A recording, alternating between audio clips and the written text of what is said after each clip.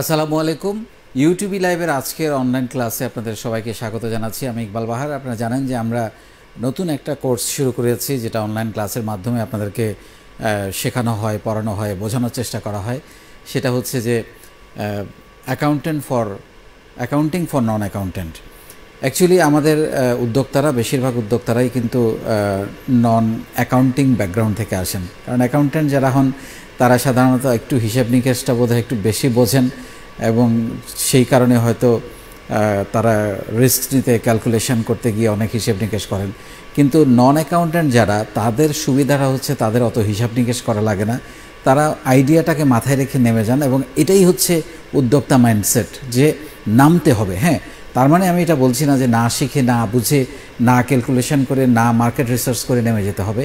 Definitely আপনি যা যা দরকার সেটা করবেন, কিন্তু বেশি হিসাব নিকাশ করতে গেলে আসলে কখনোই কোনো কিছু করা হয় না। সো যারা নন অ্যাকাউন্টেন্ট উদ্যোক্তা, তাদের অ্যাকাউন্টিং নিয়ে যে ভীতিটা থাকে, সেই ভীতিটা দূর করার জন্যই মূলত এই সিরিজ অফ ক্লাস আমরা করছি। এর আগে আমরা 4টা ক্লাস করেছি। গত পর্বে আমরা দেখেছি যে প্রফিট অ্যান্ড লস অ্যাকাউন্টগুলো একজন উদ্যোক্তা কীভাবে দেখবেন। আজকে আমরা কথা বলবো ব্যালেন্স শিট। ব্যালেন্স শিটটা একজন উদ্যোক্তা কীভাবে দেখবেন, কোন কোন জিনিসগুলো দেখবেন, কী ভাবনা, ব্যালেন্স শিটের কোন কোন জিনিসগুলোতে তার ভাবনা তৈরি হবে, সেইটা নিয়ে আলাপ করব। কিন্তু আরেকটা পয়েন্ট এখানে খুবই প্রণিধানযোগ্য, সেটা হচ্ছে যে বেশিরভাগ এসএমই, ছোট ক্ষুদ্র উদ্যোক্তা, আমি দেখেছি আমার ব্যক্তিগত অভিজ্ঞতা থেকে, তারা কিন্তু ব্যালেন্স শিট খুব একটা করেন না। এটাকে একটু অ্যাভয়েড করেন। তারা প্রফিট অ্যান্ড লস অ্যাকাউন্ট বা রিসিভ পেমেন্টস এইটুকুর মধ্যে তারা সীমাবদ্ধ থাকেন। ব্যালেন্স শিটটা অনেক ক্ষেত্রে আমি দেখি করেন না, কিন্তু এটা অবশ্যই করবেন। কারণ ব্যালেন্স শিটটা আপনার প্রতিষ্ঠানের সম্পদ কতটুকু হয়েছে, কত সম্পদ দিয়ে বা মূলধন দিয়ে আপনি শুরু করেছেন, এবং কত সম্পদ বা মূলধন এই মুহূর্তে আপনার দাঁড়িয়েছে, সেটা দেখা খুবই জরুরি। সেই জন্য ব্যালেন্স শিটটা আপনি অবশ্যই করবেন। এখন ব্যালেন্স শিটটা আসলে, এখন কিন্তু অ্যাকাউন্টিংটা অনেক সহজ হয়ে গেছে, আগের মতো নাই। অ্যাকাউন্টিংটা পুরাটাই অটোমেশন হওয়ার কারণে, সফটওয়্যারের মধ্যে হওয়ার কারণে, শুধুমাত্র সেলসের এন্ট্রি, ডেটা এন্ট্রি, এবং যখন যেটা কেনা হয়, খরচ করা হয়, সেই এন্ট্রিগুলো দিলেই automatic profit and loss account এবং ব্যালেন্স শিটটা কিন্তু বের হয়ে যায়। সো সেই ক্ষেত্রে আপনি যখন ব্যালেন্স শিটটা দেখবেন, আপনি কি কি জিনিস দেখবেন? দেখেন, ব্যালেন্স শিটে মূলত 2টা দিক থাকে। যদি এইভাবে করে না, আমি তবু একটু দেখাচ্ছি। এটা হচ্ছে লায়াবিলিটি। হ্যাঁ, একটা থাকে লায়াবিলিটি, আর একটা থাকে অ্যাসেটস। লায়াবিলিটি দিকে আপনি দেখবেন শুরুতেই থাকে হচ্ছে ক্যাপিটাল। ক্যাপিটাল মানে আপনি যেটা বিনিয়োগ করেছেন। আমি একটা কথা এই কোর্সের, এই ক্লাসের শুরু থেকে বলে আসছিলাম যে আপনি আর প্রতিষ্ঠান দুটো আলাদা জিনিস। আপনি প্রতিষ্ঠানে যে টাকাটা বিনিয়োগ করেছেন, সেইটা দেখেন প্রতিষ্ঠানের জন্য কিন্তু লায়াবিলিটি। কারণ প্রতিষ্ঠান টাকাটা আপনাকে ফেরত দিতে হবে, মুনাফা আকারে হোক বা যে কোনোভাবে হোক, আপনাকে কিন্তু তার জন্য এটা লায়াবিলিটি। দেখেন, একদম প্রমাণটাও কিন্তু পেয়ে গেলেন, প্রতিষ্ঠানের জন্য এটা কিন্তু লায়াবিলিটি। সো আপনার ক্যাপিটাল যে কোনো একটা অ্যামাউন্ট হতে পারে, সে কথা 5 লাখ টাকা। লায়াবিলিটিতে কী কী থাকে আমরা একটু দেখার চেষ্টা করি। আপনি হয়তো লোন নিয়েছেন, যে কোনো মাধ্যম থেকে, ব্যাংক থেকে হতে পারে, পার্সোনাল লোন হতে পারে, ডিরেক্টরস লোন হতে পারে। আপনি হয়তো লোন নিয়েছেন 2 লাখ টাকা, কথার কথা। আপনার হয়তো ব্যালেন্স শিটটা নর্মালি কোনো একটা ডেটে করা হয়। যেমন আমরা যদি ধরি 30/9/2020, এই ডেটে আমরা ব্যালেন্স শিট করছি, কথার কথা। কোনো একটা নির্দিষ্ট ডেটে ব্যালেন্স শিটটা করা হয়। এই তারিখে আপনার হয়তো পেয়েবল থাকতে পারে, কথার কথা 1 লাখ টাকা। পেয়েবলটা কী জিনিস, এটা একটু বোঝার চেষ্টা করি। পেয়েবলটা হচ্ছে এই তারিখে এসে আপনার ওই মাসের জন্য, সেপ্টেম্বর মাসের জন্য এই তারিখে এসে আপনার কি কি খরচ করতে হবে, ওই মাসের জন্য করা উচিত ছিল, কিন্তু আপনি খরচটা করতে পারেন নাই, বা আপনি প্রোডাক্ট কিনেছেন। এটাকে কেউ কেউ আবার সানড্রি ক্রেডিটর্সও বলে, SUNDRY, সানড্রি ক্রেডিটর্স। মানে আপনি সে কথার কথা বাকিতে মাল কিনেছেন, আপনি টাকাটা পেমেন্ট করেন নাই, তাহলে সেটা কিন্তু আপনার এখানে আসতে হবে। বাকিতে মাল কিনেছেন, কারণ ওইটা তো বাকিতে মাল কিনে আপনি সেল করেছেন, সেলে আবার এটা ক্যাশ হয়ে গেছে। সো আপনি যদি বাকিতে মাল কিনেন, সেই টাকাটা যদি পে না করেন, সেটা কিন্তু পেবেলে বা ক্রেডিটার্স, সানরি ক্রেডিটার্সে আসবে সেই টাকাটা। তো সেই জন্যে এটা হচ্ছে একটা। আরেকটা পেবেলের মধ্যে, পেবেলের অনেকগুলো হেড থাকতে পারে, প্রোডাক্ট থাকতে পারে, বা যেমন স্যালারি, কথা 30 তারিখে আপনি অ্যাকাউন্টস ক্লোজ করছেন, কিন্তু সেপ্টেম্বর মাসের স্যালারি নর্মালি আমরা দেই কিন্তু অক্টোবরে। কেউ 1 তারিখে দেন, কেউ 5 তারিখে দেন, কেউ 10 তারিখে দেন। তাহলে সেপ্টেম্বরের আপনার স্যালারিটা ডিউ রয়ে গেছে, আপনি পেমেন্ট তো করেন নাই, তাহলে আপনি সেখানে স্যালারির অ্যামাউন্টটা আসবে। ইলেকট্রিসিটি বিল, আপনি তো ওই মাসে ইলেকট্রিসিটি কনজিউম করেছেন, কিন্তু সেপ্টেম্বরে ইলেকট্রিসিটি বিলটা দেওয়া হয়নি, তাহলে ইলেকট্রিসিটি বিলটাও আপনার ডিউ রয়ে গেল। এরকম ওয়াসা বিল, ইউটিলিটি বিল, বাড়ি ভাড়া নর্মালি অ্যাডভান্স দেওয়া হয়, সেটা এখানে আসবে না। সো আপনার যত রকমের ডিউজ আছে, কোম্পানির যত টাকা অন্যকে পে করতে হবে, অন্যরা আপনার কাছে, কোম্পানির কাছে পাবে, সেইটা কিন্তু এইখানে পেয়েবল এবং ক্রেডিটার্স এইখানে কিন্তু আসবে। ঠিক আছে? তাহলে আমরা যদি দেখি কথার কথা, তারপরে ফাইনালি আসে এখানে প্রফিট। সেপ্টেম্বর মাসে বা জানুয়ারি থেকে, আমরা যদি জানুয়ারি থেকে সেপ্টেম্বর পর্যন্ত অ্যাকাউন্টস করি, এই গত 9 মাসে আমার প্রফিট কত হলো, কথার কথা 50,000 টাকা বা 1 লাখ টাকা ধরি, হিসাবের সুবিধার জন্য 1 লাখ টাকা প্রফিট হয়েছে ধরে নিলাম।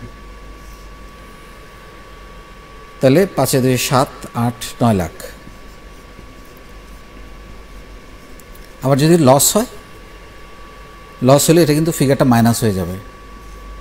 হ্যাঁ, তাহলে প্রফিট হইলে সে এরকমভাবে হবে, লস হলে কিন্তু মাইনাস হয়ে যাবে।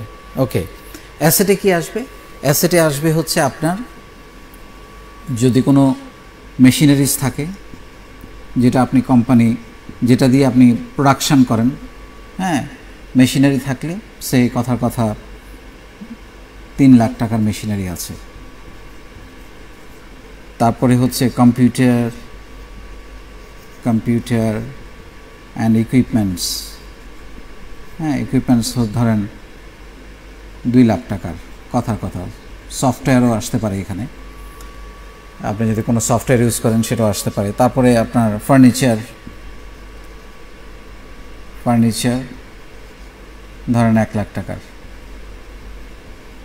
তারপরে আপনি ফার্নিচার ফিকচার্স যদি লিখে দেই, তাহলে আপনার ওই যে এসি, ফ্যান, যাবতীয় যেগুলো আছে এখানে চলে আসতে পারে। তারপরে হলো আর কি আসতে পারে? আর আসতে পারে রিসিভেবলস কি? রিসিভেবলস হচ্ছে আপনি যাদের কাছে টাকা পাবেন। একটা হলো আপনি টাকা, আপনার কাছে টাকা পাবে, কোম্পানির কাছে, আপনি না কিন্তু কোম্পানির কাছে টাকা পাবে। আর একটা হলো কোম্পানি যাদের কাছে টাকা পাবে। কি সেটা কি কি খাত হইতে পারে? সেটা হচ্ছে সেল থেকে হইতে পারে। আপনি ক্রেডিট সেল করেছেন, টাকা পান নাই এখনও, ওই মাসে ক্রেডিট সেল বা তার আগের ক্রেডিট সেল বা তার আগের ক্রেডিট সেল, সেই টাকাটা এখানে আসবে। সে কথার কথা এটা হইতে পারে 1,50,000, কথার কথা রিসিভেবল। এটা একটা ইয়ে হতে পারে। আপনি রিসিভেবলটা নর্মালি সেল থেকে হয়। তারপরে এখানে আরও অন্য অ্যাডভান্স থাকতে পারে। অ্যাডভান্স কি? অ্যাডভান্স যেমন আপনি যদি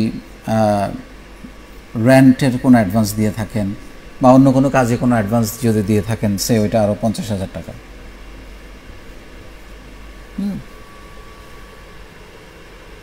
তারপরে আরেকটা থাকবে এখানে হচ্ছে ক্যাশ ইন হ্যান্ড, ধরেন আরও 50,000 টাকা আছে। ক্যাশ অ্যাট ব্যাংক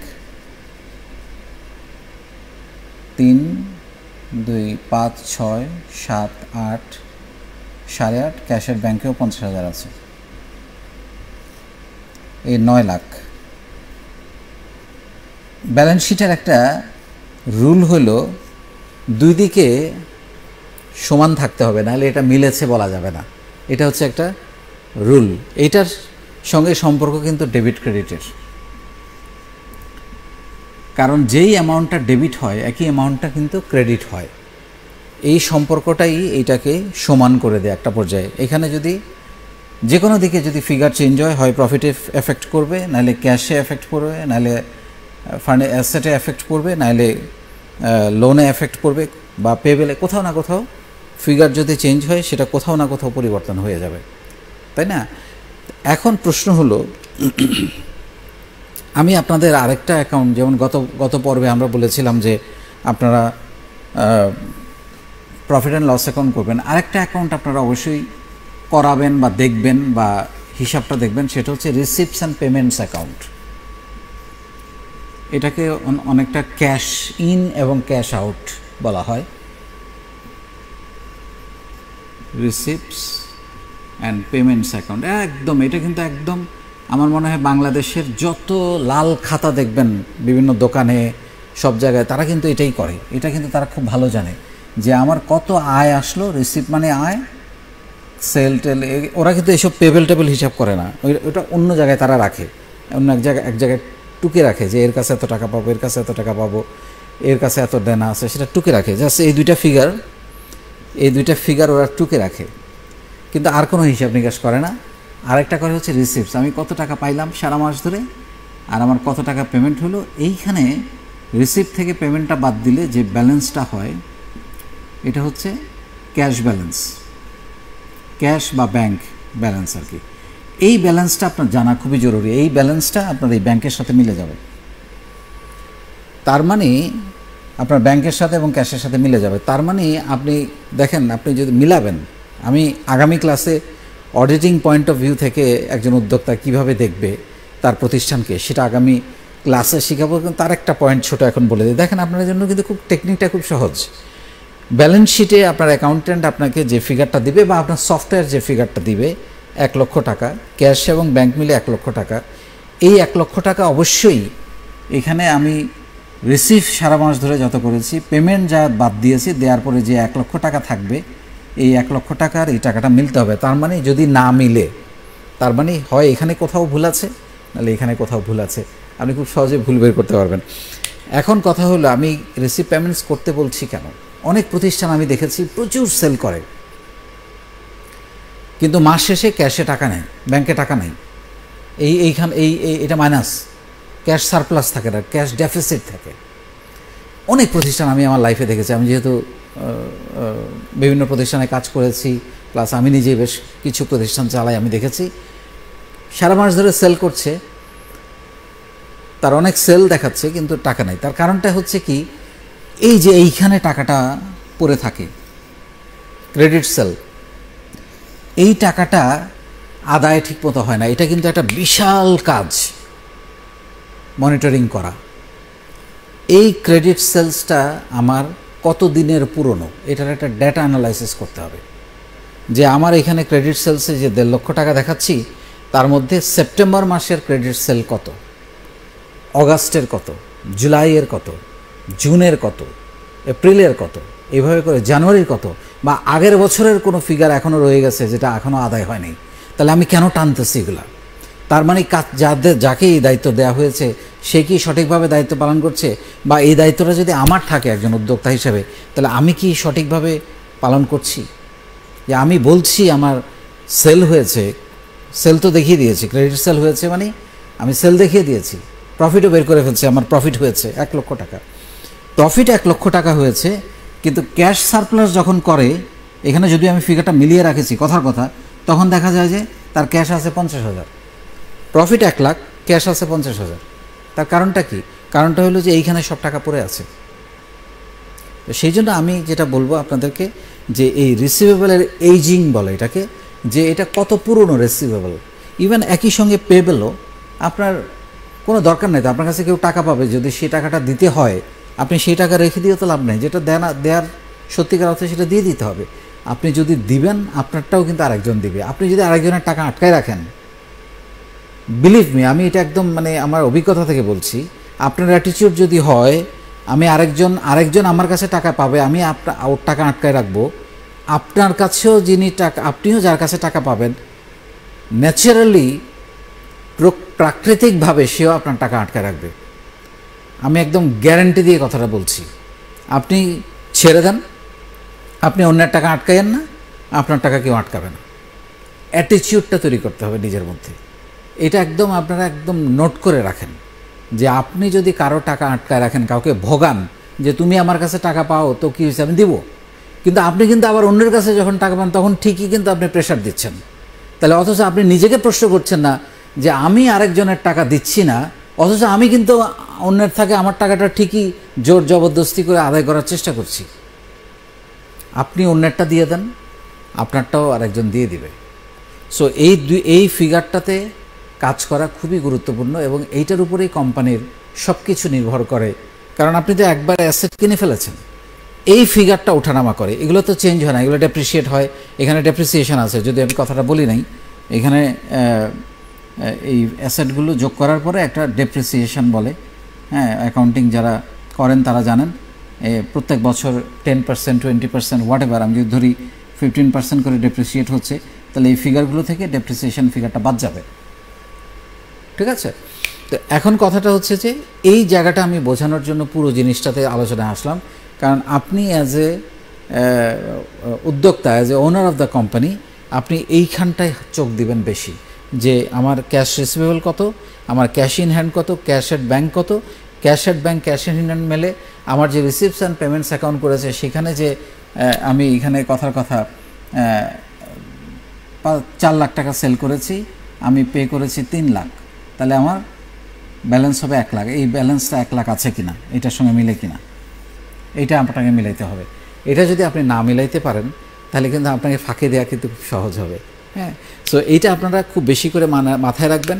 আরেকটা জিনিস আমি এখানে একটু বলে দেওয়ার চেষ্টা করছি, সেটা হচ্ছে যে এখানে তো বলেছি যে প্রফিট আর যদি লস হয়, তাহলে এই ফিগারটা মাইনাস হবে, তখন এটা হয়ে যাবে 8 লাখ টাকা। মানে তার মানে এদিকে কোথাও আমার আদায় হয় নাই বা ঝামেলা আছে বা ক্যাশে টাকায় নাই, তখন আর ক্যাশ ইন হ্যান্ডে হয়তো টাকা থাকবে না বা ক্যাশের ব্যাংকে টাকা থাকবে না। এটাই হচ্ছে মূল জিনিসটা। আরেকটা জিনিস আমি একটু ছোট করে আপনাদের বলে দেওয়ার চেষ্টা করছি, এটা আমি মুছে দিলাম, অ্যাসেট লায়াবিলিটিটা রাখি শুধু। সেটা হচ্ছে যে আপনার যখন অ্যাসেট বাড়বে, আমি ওই যে ডেবিট ক্রেডিটটাতে একটু যেতে যাচ্ছি। আমি একবার আপনাদের শিখেছিলাম যে ক্যাশ আসলে ডেবিট, ক্যাশ চলে গেলে ক্রেডিট, এটা আপনারা মনে রাখবেন সবসময়, তাহলে আপনাদের বুঝতে সুবিধা হবে। দেখেন, আপনি যখন অ্যাসেট কিনতেছেন, যে আপনি মেশিনারি কিনলেন বা আপনি কম্পিউটার কিনলেন, তাহলে আপনি যখন অ্যাসেট বাড়ছে, অ্যাসেটটা যখন বাড়বে, ফার্নিচার, কথার কথা ফার্নিচার বা কম্পিউটার, হোয়াট এভার, কম্পিউটার যখন আপনি কিনছেন, কম্পিউটার হয়ে যাচ্ছে ডেবিট। তার মানে কম্পিউটার কিনলে আপনার কী হবে, ক্যাশ বা ব্যাংক চলে যাবে, তার মানে ক্যাশ বা ব্যাংক হবে ক্রেডিট। তাহলে আপনার সম্পদ বৃদ্ধি, এখন আমার প্রশ্ন হচ্ছে যে আপনার সম্পদ বৃদ্ধি পাবে কিভাবে? এই যে আমি একটু আগে বলছিলাম যে আমার টোটাল সম্পদ 9 লাখ টাকা, টোটাল দায়ও আমার 9 লাখ টাকা, এটা তো আমার সেপ্টেম্বরের 30 তারিখ, তাহলে আমার সম্পদ বৃদ্ধিটা আমি কিভাবে টের পাবো? এইটা আপনাকে চিন্তা করতে হবে। আমার আগের মাসে আমার টোটাল সম্পদ কত ছিল, জানুয়ারিতে টোটাল সম্পদ কত ছিল। সম্পদ বৃদ্ধিটা কিসের উপর নির্ভর করে? একটা হলো ভ্যালুয়েশন করলে সম্পদ বৃদ্ধি পায়, সেটা আমি সেই পার্টে আমি যেতে চাচ্ছি না। আপনার কোম্পানি যত পুরনো হবে, আপনার ব্র্যান্ড ভ্যালু যত বাড়বে, তত আপনার গুডউইল তত বাড়বে এবং আপনার কোম্পানির ভ্যালুয়েশন বাড়বে। কিন্তু একই সঙ্গে আপনার সম্পদ বৃদ্ধি করতে হলে আপনাকে যেটা করতে হবে সেটা হলো যে আপনার প্রফিটেবিলিটি যত বাড়বে, প্রফিটটা যত বাড়বে, তত আপনার সম্পদ বৃদ্ধি হবে। খুব সহজ কথা। আপনার প্রফিট যখন বাড়বে তখন আপনার সম্পদ বাড়বে। মানে সম্পদ বাড়ছে কিনা, আমার কথা হলো ব্যালেন্স শিটটা আপনি দেখবেন দুটো কারণে, দুটো জিনিস খুব, মানে অনেকগুলো কারণ, তার মধ্যে দুটো কারণ খুব গুরুত্বপূর্ণ। একটা হলো রিসিভেবলটা আপনার কমছে কিনা, এটা গুরুত্বপূর্ণ না, রিসিভেবল আদায় হচ্ছে কিনা। বাড়তে পারে, এই মাসে আবার হঠাৎ করে সেল বেশি হলে রিসিভেবল 3 লাখ টাকা হয়ে যেতে পারে, কিন্তু পুরনো রিসিভেবল কমছে কিনা, পুরনো আপনি যে মানুষের কাছে টাকা পাবেন সেটা কমছে কিনা, এটা দেখা গুরুত্বপূর্ণ। আরেকটা হচ্ছে যে আপনার এই 9 লাখ টাকা বা এখানে যে 9 লাখ টাকা আছে, এইটা বাড়ছে কিনা প্রত্যেক মাসে বা 6 মাসে বা কোয়ার্টারলি বা বাৎসরিকভাবে, এইটা আপনাকে কিন্তু যাচাই করতে হবে যে আমার সম্পদ বৃদ্ধি হলো কিনা। কারণ আমার যদি প্রফিট হয়, ডেফিনেটলি সম্পদ বৃদ্ধি পাবে।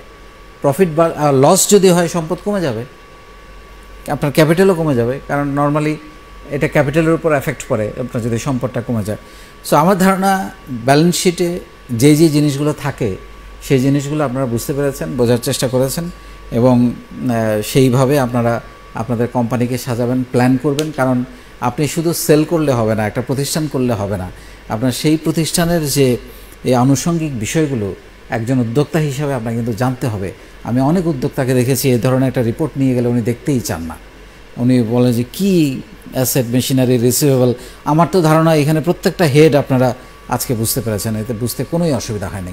সো এইটা যদি আপনারা ফলো করেন, আমি বিশ্বাস করি যে আপনাদের অ্যাকাউন্টিংটাকে আর অত কঠিন মনে হবে না। আমার উদ্দেশ্য হচ্ছে অ্যাকাউন্টিং টার্মিনোলজিগুলোকে আপনাদেরকে পরিচিত করা, নন অ্যাকাউন্টেন্ট যারা তাদেরকে, এবং একই সঙ্গে আপনি একজন উদ্যোক্তা হিসেবে অ্যাকাউন্টসের কোন কোন জিনিসগুলো দেখবেন, যেগুলো দেখে এগুলো কিন্তু এই অ্যাসেট ম্যানেজমেন্ট করতে না পারার কারণে, অ্যাসেট ম্যানেজমেন্টের কোন খাত, একটা হচ্ছে রিসিভেবল আর একটা হচ্ছে এই যে ক্যাশ, ব্যাংক, আপনার সারপ্লাস তৈরি করা।